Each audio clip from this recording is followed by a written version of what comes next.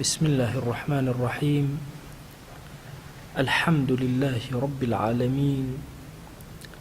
والصلاة والسلام على خير خلق الله محمد وعلى آله وأصحابه الكرام وتابعيهم بإحسان إلى يوم الدين. ربنا أرنا الحق حقا وارزقنا اتباعه، وأرنا الباطل باطلا وارزقنا اجتنابه. ربنا آتنا في الدنيا حسنة وفي الآخرة حسنة وقنا عذاب النار. دوام اللذاتي باكي پروردگار، ام درساني كروجاني دوشمة لخزمات مختصر منهاج القاصدين أبين بكات النور الرناكيك دل درون ماني بي أودان كاتوا،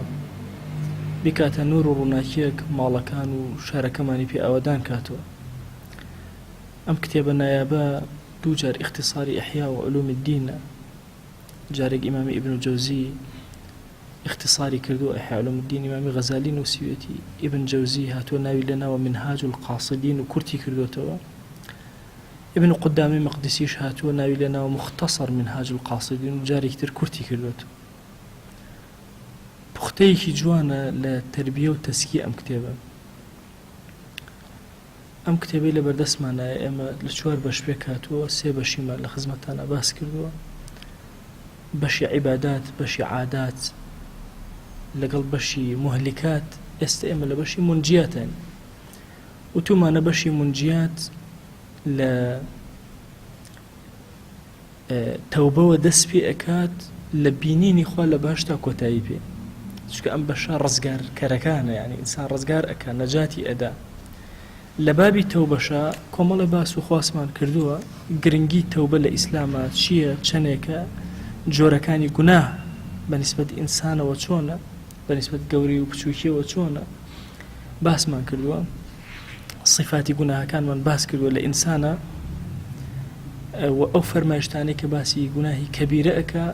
کە لە 5 فەرموودە پێیە دەرسی پێشوو باسمان کردووە بە درێژی. کابوو لە دنیاە گوناه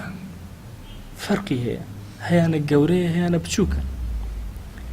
لە ئاخرەتیشە بە هەمان شێوازە، منزیلەی گوناهەکان جیاوازە لە دنیا. ئەمڕۆ باسی ئەوە ئەکەین، ئەفەرمێ فصل في كيفية توزيع الدرجات في الآخرة على الحسنات والسيئات في الدنيا. إنسان أو حسنات والسيئات إلى دنياك لآخرتها پاداش وەرەگرێ، ئەو پاداشتەی کە وەری ئەگرێ لە ئاخرەتە پلەکانی شێوازەکەی چۆنە. جاری وایە ئینسان گوناهێک ئەکات لا یوبالی به، زۆر گوێ ناداتێ، بەڵام لای خوا وهو عند الله عظیم، لای خوا زۆر گەورەیە ئەو گوناهە. گوناهی واش هەیە مەسەلەن ئەم لە ژیانە زۆر تەوبەی لەسەر کردووە، زۆر لە لای خوا گیان مافی خۆیەتی و لێ ئەبورێ. چونکە دەرسی پێشوو باسی ئەو گوناهانەشمان کرد کە هەندێکیان ڕەبتی تەنها بە خواوە هەیە و هەندێکیان ڕەبتی بە عەبدەکانی خواوە هەیە. أفرمي اعلم أن الناس يتفاوتون في الآخرة، بزانك مروفكان لآخرتها وكو شون للدنيا كما يتفاوتون في الدنيا. للدنيا كسيك دولمنا، كسيك زور عالمة، كسيك زور عابدة، كسيك زور عارفة. شون للدنيا أم زيادة وكمية هي، لآخرتي شابه ما شوى. سبحان الله، للدنيا أو هاي لنا وقور شاء أو لآخرتي شاء. يعني استيما قربشين سر قبرسانك ئەبینی لەناو ئەم قەبرستانە کەسانی تیا زۆر دەوڵەمەند، کەسانی تیا شاعری زۆر گەورە، عالمی زۆر گەورە، عارفی زۆر گەورە. بە هەمان شێوە سەیرەکەی لە دنیاشە لە بینی خۆمانە هەیە. جا ئەفەرمێ اعلم، بزانە أن الناس يتفاوتون في الآخرة كما يتفاوتون في الدنيا. چۆن لە دنیا بەرز و نزمی هەیە، لە ئاخرەتیشە بەرز و نزمی هەیە. وينقسمون إلى 4 أقسام. لە قیامەتە و لە ساحەی مەحشەرە ئەبنە 4 بەش خەڵکەکان. بەشێکیان هالیکین، بەشێکیان معذبین، بەشێکیان ناجین، بەشێکیان فائز. 4 بەش. بەشێک بە هیلاکە ئەچن، بەشێکی تر عەزابە درێن، وی بە هیلاکە ئەچێ هەتایە لەناو جەهەنەمە ئەمێنێت. خوا پەنامان. معذب ئەوەی عەزابە درێ، زۆر عەزابە درێ، دوای ئەگەری هەیە خوای گەورە عەفوی بکە. ناجین هەر ئەوەی ڕزگاری بۆ تەواو، ڕزگاری بوو، نەجاتی بۆ چۆ ناو بەهەشتەوە. لە ناو بەهەشتیشە پلە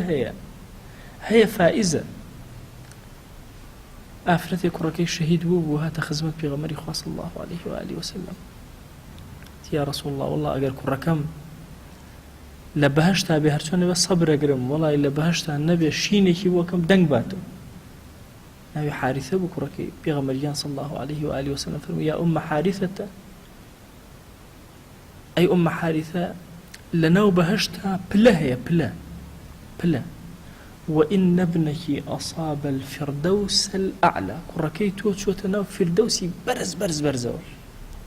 کەوابوو پلە هەیە لەناو بەهەشتاش بەرزترین شوێن فردەوسە بۆی لە فەرمایشتێکا فەرمووی ئەگەر داوای بەهەشتان کرد فەسئەلوا الفردەوس داوای فردەوس کەن چونکە ئەعلا شوێنی بەهەشت و بەرزترین شوێن لەناو بەهەشتا بریتێ لە چی بریتێ لە فردەوس کەوابوو تەفاوت لەناو بەهەشتا هەیە بەڵێ هەیە چۆن تەفاوت لە دنیا هەیە بە هەمان شێواز عەمەلی ئێرە زۆرت کردووە لێ بەری زۆر وەرئەگریتەوە شێوازی تەفاوتەکە چۆنە ئایا مەسەلەن ئەم کەسە لە چ ڕوویەکەوە لەو بەرزترە ئەو ئەفەرموون لە ڕووی چێژ وەرگرتنەوە ئەوان زۆر بەرزترن مەقامیان بەرزترە قوربیان لە خواوە نزیکترە هەموو لە بەهەشتا خوا ئەبینن جەلە جەلالوه بەڵام مقەڕەبین ئەوانەی زۆر نزیکن لە خواوە فائزن ئەوانە زۆر لە حوزوری خۆی ئەبن زۆر زیاتر سوودمەند ئەبن هەر چۆن لێرە لە ژیانە ئێمە ئەگەر هەر هەمومان لەسەر با بڵێن کۆمەڵی میوە دابنشین با بڵێن سێوماندانەوە هەمومان پێکەوەیەکی سێوە ئەگرین بەدەستمانەوە تەسەوورکەن هیچ مرۆڤێک دوو مرۆڤ نین لەسەر زەویە چێژیان بۆ سێ وەکو یەک دیراساتی نوێ ئەوە ئەڵێ دوو کەس نین لەسەر زەویە چێژوەرگرتنیان لە سێ وەکو یەک هەیەنە تاقی بە قووەترە هەرچۆن لە بۆنیشە ئەو هەیە یعنی جاری وە هەیە بۆنە کەسێک بەکارێنێ کەسێک بەلایە زۆر ناخۆشە کەسێک بەلایە زۆر خۆش کە چێژ وەکو یەک نییە هەستەکانیش وەکو یەک نین بیستنیش وەکو یەک نییە جاری وە هەیە کەسێک زۆرتر ئەبیسە کەسێک کەمتر ئەبیسە بینینیش وە هەیە کەسی وە هەیە چێژ زۆرتر وەرەگرێت لە ڕایەکان کەمتر وەرەگرێت لە ڕایەکان لەناو بەهەشتیشە بە هەمان شێوە سوبحان الله ئەمانەی کە زۆر عەبدایەتیان کردەوە فائزن ڕاستەوەی کە ناجی هەموو لەناو بەهەشتای بەس ئەوەی کە فائزە زۆرتر دەروی لێ ئەکرێتەوە زۆرتر چێژەکانی گەورەتر ئەبن و ئەکرێنەوە ئەفەرمێن نمونەیە وەکو ئەمە وەکو چی وایە ئیمامی غەزالی ئەفەرمێ ئەوەیە مەلیکێک لە مەلیکان شارێک بگرێ خەڵەکە کاتە چوار بەشەوە بەشێکیان ئەکوژێ بەشێکیان عەزابەدا بەشێکیان ئەو بەشێک کە عەزابەدا نایان کوژێ بەشێکی تریان وازیان لێ هێنێ ئەڵێ کەیفی خۆتانە کاروباری خۆتان بکەن بەڵام ويخلع على بعضهم وهم الفائزون طبعا خلع لزمان عربية بمعنى وازلي هنانا بس خلع لزمان عربية لقل على بكار هذا يعني بيبخشين اللي فرميتي ويخلع على بعضهم يعني أبخشي بهندك يعني ملكك واتا ملكك شوينك أجري مجموعيك أكوجي مجموعيك عذاب دابسنا أكوجي سجن يعني أكا مجموعي كتير نا على برون كارو كسابتي خوتان كان بلام مجموعي كان كاتا جوري همويان فائزن أوان لبيشو هرشي عطي ملك أبو أمانة أجر بيتو ملكك عادل بي شون تصرفك لقال أمانة همويان ببلبندي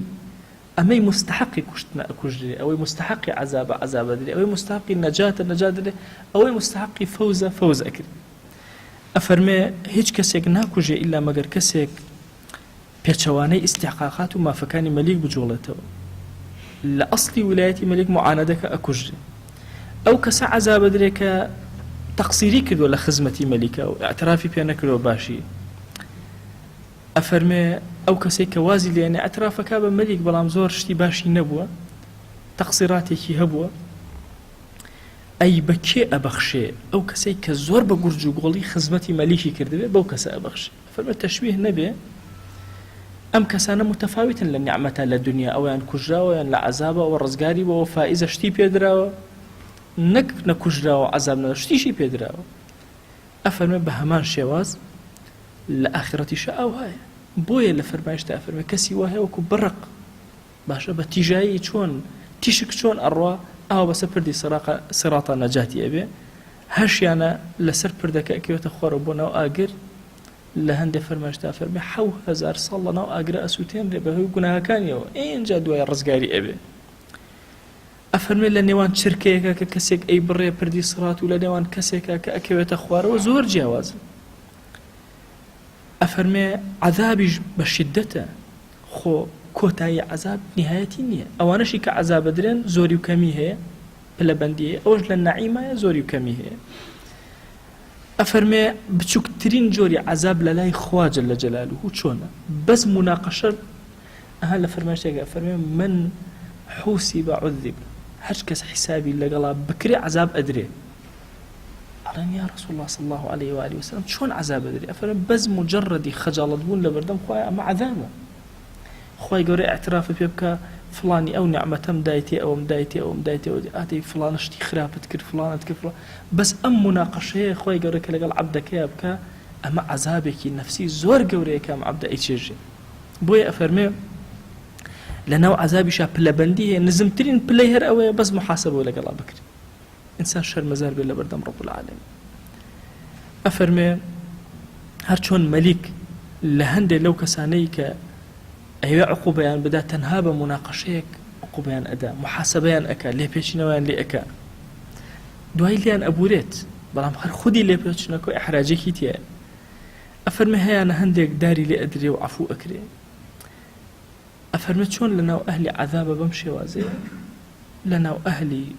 جەزاشەوە با بڵێن پاداشت و سەعادەتیشەوە هەیە سەعاتەکەی زۆر گەورەیە هەیە زۆر کەمە چەندێ معریفەتی بەخوا زۆرتر بێت چەندێ نزیک بێت لە خوا زیاتر ئەوەندە زیاتر خوای گەورە دەروی لێ ئەکاتەوە ئاستی بەرز ئەکاتەوە ئەفەرمێ ئەمە شتێکی گشتیە کە باسم کرد ئەفەرمێ بە تەفسیل ئەمەیە ئەو کەسەی ئەسڵی ئیمان لە دڵیا چەسبی بێ و خۆی لە گوناهی کەبیرە پاراست بێ و هەموو فەرزەکانی جێبەجێ کرد بێ هەندێک گوناهی سەغیرە لە دەستی دەرچوو بێ و ئیسراریشی نەکرد بێ جارێ باسی ئیسرارم بۆ کردن لە خزمەتانە وتم ئیسرار ئەوەیە کە ئینسان مەرج نییە گوناهەکە زۆر دووبارەکاتەوە جاریوە گوناهەکەش کەم دووبارەکاتەوە بەڵام لە دڵیا هەموو لەحزەی ئامادە باشیە بۆیە گوناهە بکە ئەوە ئیسرار مصرە لە دڵی ئەوەی بیکە ئەوە وردەوردە ئەو گوناهە بچووکەی لێ گەورە ئەکە چکە بۆ ڕاستە گوناهەکەی بچووکە هەموو دقەیە مصرە بۆ ئەوەی چاوەکانی ئەگێڕە بۆی لە شوێنەکەەوە مەسەن ئەو گوناهی دەستکەوە بیکە کەوابوو ئەمە بۆی نەگونجاوە بیکە ئیسرار لە دڵە گوناهەکە گەورە ئەکە لا صغيرة مع الإصرار هیچ گوناهێکی بچووک نییە کاتێک کە ئینسان مصر بوو لەسەری بۆی بیکە ئەفەرمێ ئەمە نزیکە کە خوای گەورە لێ خۆش بێ و لە قورئانیشە هاتووە ئەوانەی کە خۆیان لە گوناهە کەبیرەکان ئەپارێزن خوای گەورە هەر ئەم خۆ پاراستن لە گوناهی کەبیرە ئەکاتە کەفارەت بە گوناهە بچووکەکە هەر جۆرەی لە جۆری خۆی بۆ نمونە کەسێک لە زینا خۆی پاراستووە ئەبێتە کەفارەتی ئەوەی کە خوای گەورە لە نەزەرەکانی ببووری باشە هەر یعنی هەر گوناهێک لە کەبیرەکان لە جنسی خۆی لە سەغیرەکان ئەکوژێ ئەفەرمێ ئەو کەسانەی کەوا مقەڕیبن ئەو کەسانەی کە ئەصحابی یەمینن ئەوەش بە پێی ئیمان و یەقینی خۆیان زیادە و کەمی ئەکەن هەر کەسێکیان نزیک بێت لە خواوە زیاتر باڵای بەرزە بێ زیاتر نزیکتر ئەبێت لە خوا و چێژ زیاتر وەرەگرێت لە بەهشتا و مەنزیلەی بەرزتر ئەبێت ئەفەرمێ و کەسانێک کە مقەڕبی خوان ئەوانیش تەفاوت هەیە لە بینانە چونکە هەموو ئەوانش کە ئەولیای خوان هەمویان لە یەک پلانین هەیانە زۆر زیاتر معریفەت و ئاشنایی بەخوا زیاترە زۆرتر لە دنیا لەگەڵ خوایە ژیاوە زۆرتر پاداش وەرەگرێتەوە لە ئاخرەت عارفینەکانیش ئەوان دەرەجاتی معریفە ئەسڵەن کۆتایی نایە چونکە باڵای معنەوی ئینسان پلەی نییە بۆ بەرزبوونەوە ئێستا بە نمونە سەبر یەکێکە لە باڵا معنەویەکان باشە سەبر پلەکەی چەندێک ئەم کەسە سەبری هەیە ئەوە زۆر زیاتری هەیە ئەو لەو زیاتری هەیە ئەو لەو زیاتری هەیە بۆ شێوازە ئەڕوا بنی نایە یعنی قەت ناتوانێت بڵێن ئەم کەسە ئەخیر پلەی سەبری بڕی لەوە چێ کەسێ بێ زۆر لەو سابرتر بێ ئەفەرمێ چونکە بەحری معریفەتی خوا قەراغی نییە کە ئینسان تێکەوت کۆتای نییە بەڵام هەر کەسێ بە ئەندازەی توانای خۆی قوڵ ئەبێتەوە ئەچێتە ناوە بزانێت چی دەسەکەوێت چه جۆرە مروارێکی دەسەکەوێت ئەفەرمێ بەرزترین پلەی ئەصحاب اليەمین لەناو بەهشتا نزمترین پلەی ئەو کەسانەیەکەوە مقەڕبن لە خواوە و سابقون و لە پێشی پێشەوە ئەفەرمێ ئەمە حاڵی ئەو کەسانەیەکەوە خۆیان لە گوناهی کەبیر ئەپارێزن و فەرزەکانیان بە جددی جێبەجێ ئەکەن بۆیە ئیمامی عومەر قسەیەکی ڕەزا و ڕەحمەتی خوای لێ زۆر عەزیم أفرمي أقل لي بإن للقلوب إقبالا وإدبارا ضل هنا جار رؤكات أخوانا جا بشتكات أخوان ضل همو كس أوان أولياء خوش أوها ودل كان يعني هند جار روي لخوا هند جا بشتي لخوا همو مروفيك أم حالتي بسرايا أفرمي أو كاتي كدلكات روي لخوا سنتي زور بك ضلت حزك سنتك حزك شاكا كان جيبا جيكا أن يعني أجر هزار جار لا إله إلا الله بك تيرنا أخوا هزار جار سبحان الله بك تيرنا أخوا مليون صلوات با تيرنا أخوا أما أو كاتيك دل الروي لخوايا زور بك سنتي زورك ذكري زورك هول بدا قورترين بشك بو خود بدا زبين هندي جار سبحان الله دل بشتكات أخوا طاقتي نامن ذكر كان ناكا توشي جوري لفتورة بي حالتي طبيعية إمام أفرميت شي أفرميت تندز بقرا وفرزة كانتو إمام عمر وفرزة كانت دز در نسي شكا جاري وهاي الشيطان كان لو كم ترخمي وساردبونو فرزة كان شي لتشنك السنة بويا لأخير قناقتاتو أبي وازي لفرزة كان لينا أبي أقولي وهلا قناهي كبيرة بهموش وازي خود بالاستي أقل للصغيرة كاتي أقل لي خودو بالزا بهموش وازي لا قناها كبيرة كان أمدو حالتها به أقر هي كواتو يشيك بي للناجين والرزقار أي أو كسي كوا ارتكابي كبيرة كردو هندي قناهي كبيرة كردو هندي أركان إسلامي جوانا داوتي لزكاة كم ترخمية بو للرجوة هندق لنويجا خرچو كال بو اگر توبيكي نصوحك وبقريتو بيش اوي خوري جياني اوابي بيش اوي خوري جياني اوابي توبي كرد زور زور ام كسا نزيك لوي كخواي قورا لي خوش بي كأنما لقرت بي اوانايك قناهي كبيرة أن نكردو بويا لفرماشتك أفرمي التائب من الذنب كمن لا ذنب له أو كسي توبأك لقناهي كبيرة جبا كردويتي وكواي قناهي نكردو خواي قورا أي شواتو جاي تربون باسكين حتى لنامي أعمال أي شواتو هندجا لبير ملائكتي أباتو بير الشاهد كان يبادو كإنسان قناه لكوابك أو دارو بردو أو شينا أبيت الشاهد بسر أو خوايان لبير أواني شي أباتو أفرمي والثوب المغسول كالذي لم يتسخ أصلا أفرمي أو جليك وأشوري كأنما لأصل هرفيزنا وباءك وجوان بويا أبي أقام الليبي لما سلي إنسان توشي قناها بيت قناهي كبيرة أبي زور توبة بكالسري طبعا قناهي كبيرة ما تصورنا كأنه سيما لقناهي كبيرة دائما لن بيا وكشتنو مثلا زنا وسرقة ودزي هندي اشتكي تميش كمان لا بيشتر درسي بيشو باسي كبيرة ما نكر لو أتشد دنك برس كرنو يك بسدك وقتها قناهي كبيرة يعني بيسي بالتوبة إيكي زور صادقانة هي أو في برامبر بدايكو باوك قناهي كبيرة أيشي دنك برس كرنو قصة بيوتنيو بدل بينا خوشبونك وهمو ما نكاتا قناهي كبيرة غيبة دكاتا قناهي كبيرة زور شتي ترمان هي لقناهي كبيرة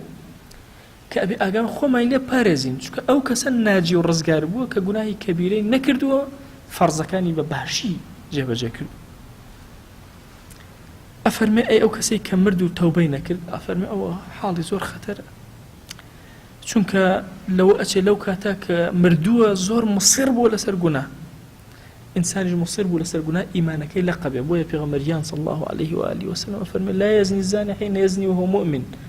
أو كسي زناءك لكاتي زناك زناناك لكاتي زناك إيمانيني ولما أفرمون يعني إيماني كامليني أقنا أصلي إيماني أمنته ولام زبزبب وإيمانك كذب ولا وازب هندي جار سبحان الله خاتمي سوء أو هاي إنسان بس قناها وارو أفرمي أقرهاتو بتاتي إيمانك تقليدي بو طبعا إيماني تقليدي اشتكتان عرس كام زورك طعن لدين دري لسر أم إيماني تقليدية هذا جاري لو توركم الله أتي وأنا شد بلا وكريتو والله إما هر بالتقليد مسلمين بهوي دايكو بابا قلنا إيمان داري حقيقيين أم قصة زور غلط لدوسي شوين تريشها ملاحظة وتابين مداولة سري إما براسي كإيمان من هنا والسرتاي إيمان من راست التقليد بوا بلام إستا إيماني هيش كسيك من مقلدنين من الله وأشياء تفهمك هاتو إيمانك تقليدي بي بلام دواي تقليدين شون هر چون لدايكو باوكو بينيوما يا بيستوما وتيانا الرولا أجر سوتينرا منش بالتقليد ورم قرتوا أجر سوتينرا استك علم أجر سوتينرا بالتقليد يعلم هلا بقصد دايكو باوكو نيقين ما هيك أجر سوتينرا كأست منش يعلم وبمن الله كانوا بالضبط بەم شێوازەیە ئێمە سەرەتا پێمان وتەوە خوایەکە ئەبێ عەبدایەتی بکەین، بەڵام کە چاومان کردوتەوە زۆر بە باشی لە مەحاڵی بووین کە خوایەک هەیە جەل جەلالوهو ئەم کەون و کائیناتی دروست کردو. وەڵاهی کەسێ زەڕەیە عەقڵی بخاتە خەرج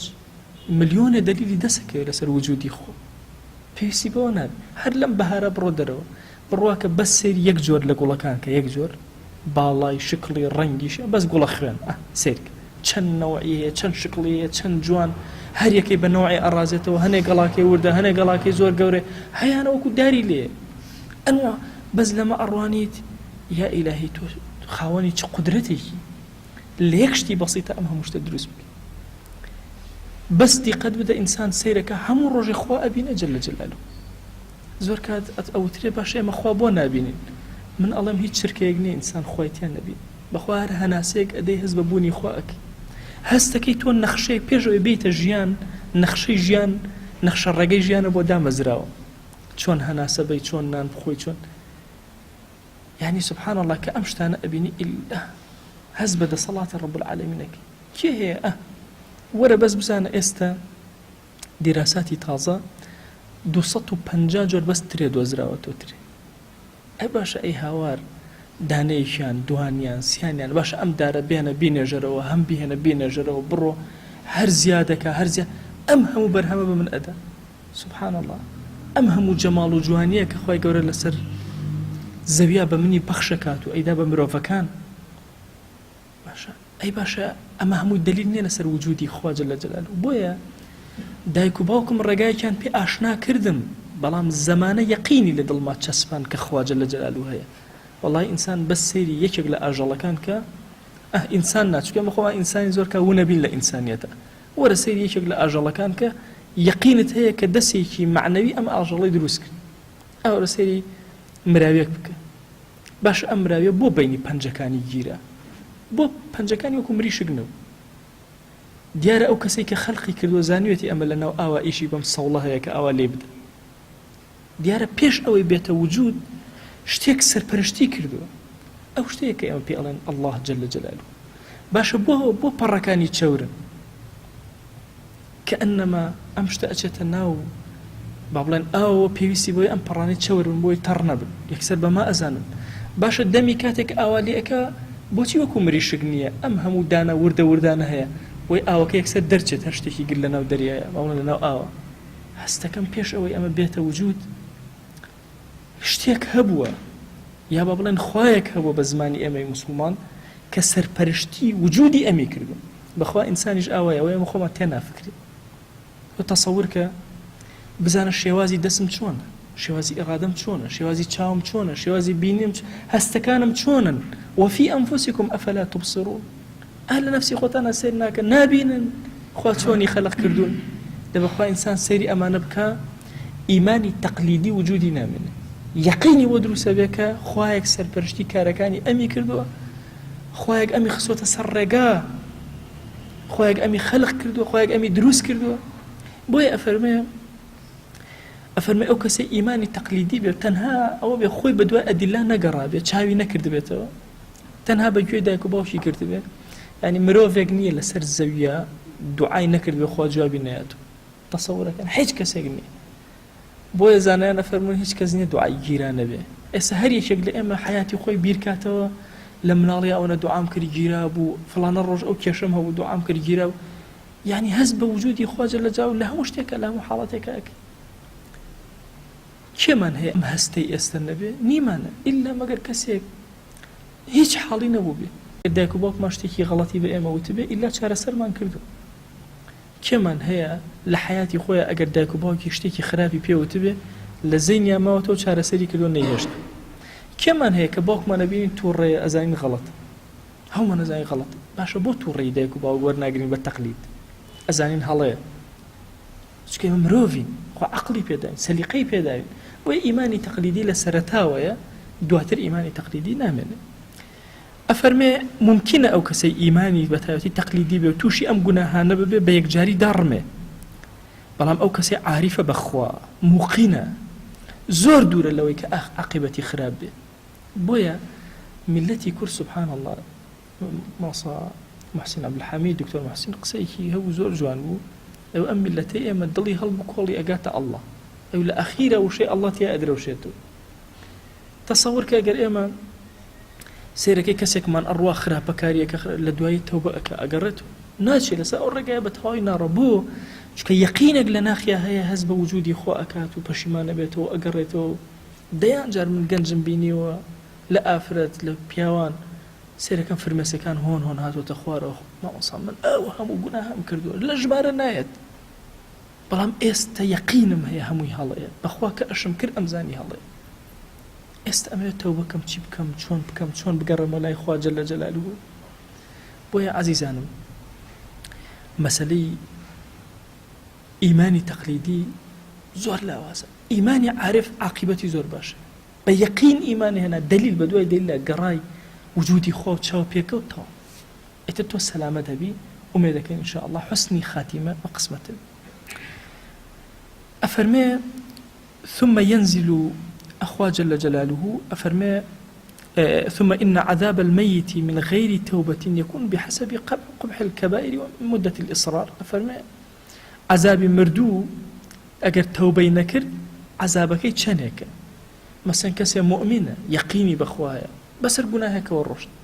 خوي كشت أهم زور كان مثلا كسي خوي أكوجي يكسر خلق زور بأو سيري أك باش ئەو کەسێک کە خۆی بکوژێ گوناهێکی کەبیرەی کردووە ممکن نییە خوا جەل جەلالهو لێ خۆش بێ ممکنە لێ خۆش بێ بەڵام عقوبەی ئەدا عقوبەی بە ئەندازی گوناهەکەی خۆی جرمەکەی خۆی ئەدا بۆی ئەفەرمێ عەذابی مردوو کاتێکەوە تەوبەی نەکردبێ بە ئەندازی خراپەی کەبائیرەکانە وە چەندێک مصر بووە لەسەر ئەو کەبیرە بیکە بە ئەندازی ئەوە عقوبەی ئەدا عەذابی ئەدا بەڵام ئومێد هەیە ئینشاء الله خوای گەورە لە ئەخیرە هەر لێ خۆش بێ ئەفەرمێ ثم ينزل لا من نووسراوە البلة نازانم لەوەی ئێوە چی نووسراوە البلهة أو تواو ثم البلهة المقلدون ثم ينزل البلهة المقلدون الجنة ين عليهم ثم ينزل باشا البله المقلدون طبعا لفرمايشتك هاتوا فرمايشتك ضعيفة أو شيء بلهلة وهاتوا أفرمي زوريني أكثر أهل الجنة البله زوريني خلقي باش بلها طبعا روايتك ضعيفة ولما زور قصيان لسر كردوك أو روايتها منكرشة بلام أم بيشوانك كباسيان كردوا لا أمان بلها تشيبوا بولها آية أبلها يعني كسي نفام زوريني خلقي باش خلقي نفام نا والله شو كان فرمايشتها هاتو أفرمي المؤمن كيس فطن الرواية الصحيحة إيمان دار زور زيرك زور عقل زور ورياء كيسة يعني بر عقله أي شون لم فرمايشتها أو أفرمي أقر شي بلان يقنية بلام علماء فرمانا بوله كيه أو كسيك لا جياني دنيايا مهتم نییە بە ژیانی دنیای عاقڵە لە ئاخرەتیا لە دنیای خەڵک لەوە چه سەیریکە بەڵام بەو خوامە ژیان بە فێڕۆدراوە بنمونە مەسەلەن تۆ ئەبینی کەسێک کاسبی ئەکات زۆر خۆی مانوو ئەکا لە کەسابەتە دوایی سێرەکەی ئەم پارەی کوی کردوتە ئەی بەخشێ ئەیدا بە کەسێتر ئەمە بە قیاسی عەقڵی دنیا بڵێم ئەم کەسە تەواو نییە چۆن ئەوە نەمانەوەی تا پێیاو کرد چۆن ئەوە بەخشی بەس ئەگەر بە قیاسی دین سێریکەم ئەمە عەقڵترینی خەڵک عقلترینە دۆستێکم هەیە وەزعی مادی زۆر باشە هەموو جارێ ئەڵێ بۆ خۆی ماوەسا من ئیشم بە کاسبی نەماوە بەڵام کاسبی لەمە دوام بۆ خەڵک فعلەنیش وهایە کۆی ئەکاتەوە حیسابی ئەکات و تەوزیعیەکە ئەمە ئەگەر بە قیاسی دنیا سەیری ئەم دۆستەم بکەم ئەڵێم ئەمە بولە ئاگای لە دنیانێ ئەی بۆ زیاتر کۆ ناکەیتەوە ئەڵێ دەی بۆ چی خانووە سیارە هەبوو خواردن هەروەکو ئەڵێ فەقیر و دەوڵەمەند جیاوازێکی ئەو تۆیان نیە لە ژمارە جیاوازەیان هەیە قسەکەش زۆر تەواو ئەڵێ من نامەوێت ژمارە زیاد کەم ئەمە ئیحسان زیاد کەم بۆیە ژمارە زیادەکە ئەدەم بە چەند کەسێکتر بۆی ئاستەکان وەکو منی لێبێ بۆیە دیقەت ئەدەی ئەم کەسە بە پێوەری دنیا ئەڵێن وەڵا ئەمە نەزانە پارەیەکی جوانی خۆی خەسارەک بەڵام نە بە پێوەری ئاخرەت ئەگەر سەیری کەم ئەم کەسە عاقڵترینی کەسە زۆر عاقڵە تێگەیشتووە لە دنیا تێگەیشتووە کە سامان بۆ چییە ئەزانێ لە چیا سەرفی ئەکە بۆیە وشەی بولە لەو فەرمایشتانە کە هاتووە معناکەی ئەمەیە بۆی ئیمامی مناوی ئەفەرمێ معناکەیەوەی ئەم کەسە لە دنیاە وەکو بوو لە هەوایە خەڵک وا سەیریەکە ئەڵە پارەی خۆی کووەکاتەوە بۆچی ئەیبەخشێ لە پێناو چییە بەڵام لە ڕووی ئەگەر عەقڵی تەواوی دنیایەتی بەکاربێنین عەقڵی ئوخڕەوی لەگەڵ دنیای تێکەڵکەین ئەڵێن ئەمە عاقڵترینە ئەفەرمێ ئەمانە هەر هەمویان ئەچن ناو بەهەشتەوە بەڵام عاریفەکان ئەوانەی کە چاویان کراوەتەوە لە ئەعلا علیینی لە شوێنی هەرە بەرزی ناو بەرزایەکانی ناو بەهەشتان ئەفەرمێ ئەوەشی کە باسمان کرد لە مەراتیبی عیباد في المعاد حكم ظاهر الأسباب كلا آخرتها باسمان كردو وأنا حكمك ديارة كرتبان جوازة هر چون طبيب جيت سيري نخوشكاني أكا على بخوا أمان تاو أمره على أمشيان ناهيجني نخوشكي وهانية كشي أوان كوتوتي تاو أمره جاري ويا شاكبته أوان كوتوتي هيجني نخوشكي سيركي أمره أفرمي أو السر كطبيب اشتيناك ئەڵێ ئێمەش ئەڵێن کردەوەکان بەم شێوازەیە بەڵام جاری وایە کەسێک ئەبینی زۆر سادە و ساکار خوا پلەی زۆر بەرزەکات جاری وایە کەسێک خزمەتی دایکی کردووە کەسێکی تر نێوچەوانی ڕۆشتۆ لە عەبدایەتیە سەرکە ئەویان بەرزترە لای خوا لە میتریان ڕوتبەی ئەمەیان کە خزمەتی دایکی کردووە لای خوا زۆر لەو بەرزترە ئەمە سڕێکە منی طەبیب تێی ناگەم من پێم وایە ئەمەیان زۆر بەرزترە لەوەیان بەڵام نە لای خوا جەل جەلالوهو جۆرێکی ترە تەقدیرات و ئەندازە و پێوانەکان تەوزیعات لە لای خوا جەل جەلالوهو خۆیەتی ئەفەرمێ ڕۆحەکانیش ڕۆحی زیندووەکان هەمووی غامیضی تایە کۆمەڵێک بەهۆی کۆمەڵی ئەسبابەوە قووەتی بەشەر ناتوانێت لە کونهی ئەم نهێنیانە تێبگا نازانێ ئەمە هەڵامەتێکی هەبوو وتیان کاکەیان عیبی نییە بیبەنەوە سێرەکەی مرد ئەمان وتیان سەرەتانیە باش بوو ئێمە لەمە تێناگەین شیفا لای خوایە عیلاج لای ئێمەیە لەمە سەیری معنەویشە ئاوایە عیلاج ئێمە سەیرەکەین بەڵام شیفا و معنەویەت لای خوایە پلەبەندی لای خوا خۆیەتی خۆی کێ بەرزەکاتەوە کێ نزمەکات فەوز و هەلاک بە هەمان شێواز لە ئاخرەدا شتانێکی نهێنین لە قووەتی بەشەران نییە دەسەڵاتی هەیە بەسەریا و تێبگا جاری وایە خوای گەورە لە کەسێکی عاسی ئەبورێ سەیئاتیشی زۆر زۆرە خوا لێ ئەبورێ جاری وایە کەسێکی تر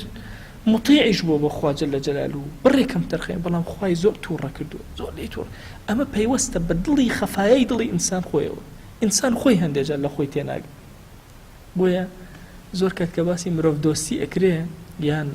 مافی مرۆڤ ئەکرێ زۆر کاتێ ئەڵێن بۆ مرۆڤ لە مرۆڤ تێگەیشتوە تا مافی بدە کەس لە کونهی مرۆڤ تێناگە ئەسراری مرۆڤ تێناگە اعتماد لەسەر تەقوای دڵە والله ئەحواڵی دڵی ئینسان خۆی هەندێجار خۆی تێناگە بەخوا و کەسانی کە بوونەتە ئەولێی خوا خۆیان نەزانیان نەیانزانی و بوونەتە وەلی خوا پیان وا بە خۆیان خراپترین کەسن لەسەر زەویە بەڵام خوا هەڵی بژارن کردوێتی بە گەورەترین کەس بۆیە ئەفەرمێ ئەحوالی قەلب ئینسان لە خۆی شاراوەیە چ جای لەوەی لە دەوروبەر بۆیە ئەمە بەس بە دەستی خوایە خوا خۆی ئەزانێت چۆن حیسابیان لەگەڵاکە ئەو کەسانش کە ناجین ڕزگاریان بووە ئەوانن کە نەگەیشتوونتە سەعادەت هەر ئەوانە ڕزگاریان بووە چونکە خزمەتی خۆیان جەل جەلالوهو نەکردووە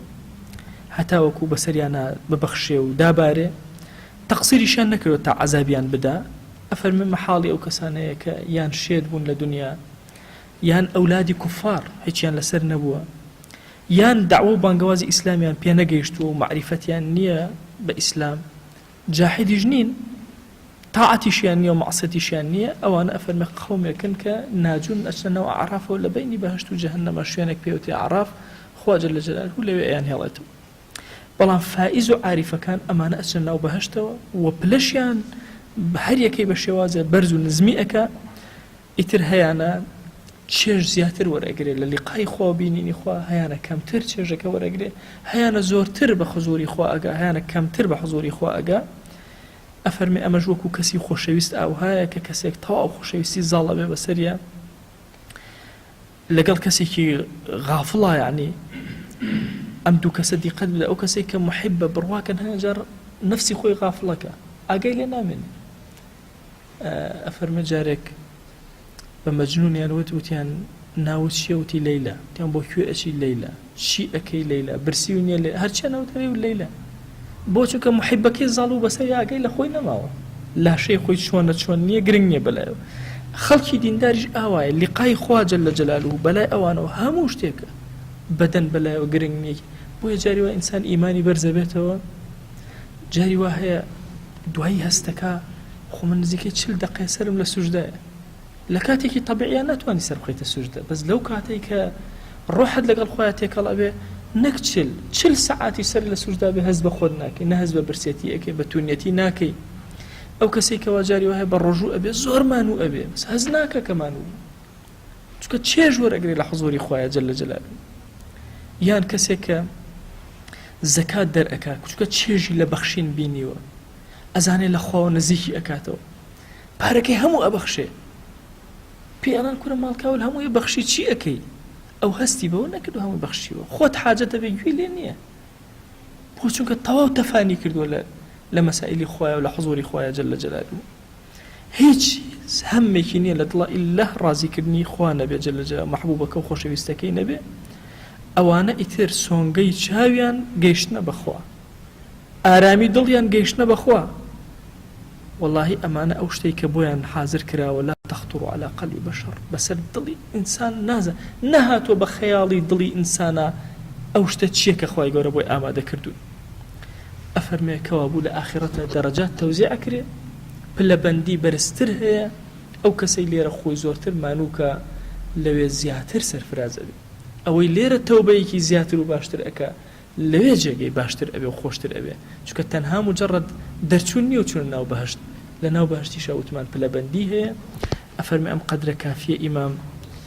لە باسی بەرزی و بڵندی لە ناو بەهشتا و شێوازی جیاوازەکان لە ناو بەهشتا بەم قەدرە کیفایە دەکەین بە دەرسەکە ئێمەش ئەڵێن یا ڕەبی خوای گیان داوات لێ ئەکەین بە ناوی جوانت بە صیفەتی بەرزە بە ئیسمی عەظەمت خوای گیان ڕەحمەت و بەزەی و میهرەبانی خۆت بەسەرمانە ببارێنە خوای گیان لە گوناهەکانمان ببورە خوای گوناهێ لەمەوە پێش کردومانە عەفومان کە گوناهێ لەمەوە دوایی کەین و فریای تەوبە ناکەین خوای عەفومان کە گوناهێ بە ئاشکرا کردومانە عەفومان کە گوناهێ بە پەنهان کردومانە عەفومان کە یا ڕەبی خوای داوات لێ ئەکەین بە ناوی جوانت بە صیفەتی بەرزە بە ئیسمی عەظەمت خوای نێوچەوانمان بگرە بۆ خەیر هیدایەتمان بدە بۆ خەیر ڕامان کێشە بەرەو خەیر یا ربی خوای دامان مەزرێن لەسەر خیر عاقبەتمان خیر کە یا ئەکرەم الئەکرەمین لێمان خۆش بە یا ئەکرەم الئەکرەمین خوای گیان بەزەی و کڕەمی خۆت بەسەرمانە ببارێنە لێ خۆشبوونی خۆت بەسەرمانە ببارێنە خوای گیان بەرەکەتی ئەم کتێبە خوای بۆ خاتی گەورەی خۆت بەرەکەتی ئەم کتێبە نوری ئەم کتێبە لە دڵمانە بچەسپێنە یا رب العالمین لە ناو شارەکەمانە بیچەسپێنە بیکەرە ئارامی بەسەر ماڵ و شار و وڵات و نیشتیمان و ئومەتی پێغەمبەری خوای صلی الله علیه وسلم بیبارێنە یا ربی خوای لە گوناهی دایک و باوکمان ببورە لە گوناهی برا و خوشەکانمان ببورە لە گوناهی خێزان و هاوسەر و مناڵمان ببورە تو گەورەی خۆت خوای گیان لە گوناهی دراوسەکانمان ببورە لە گوناهی مامۆسا و قوتایمان ببورە لە گوناهی هاوڵ و ڕەفیق و دۆستەکانمان ببورە هەر کەس پیاوەتێکی بەسەرمانەوەی خوای لە گوناهی ببورە یا ربی خوای زوڵممان لە هەر کەس کردو لە گوناهی ببورە غیبەتی هەر کەسمان کردو لە گوناهی ببورە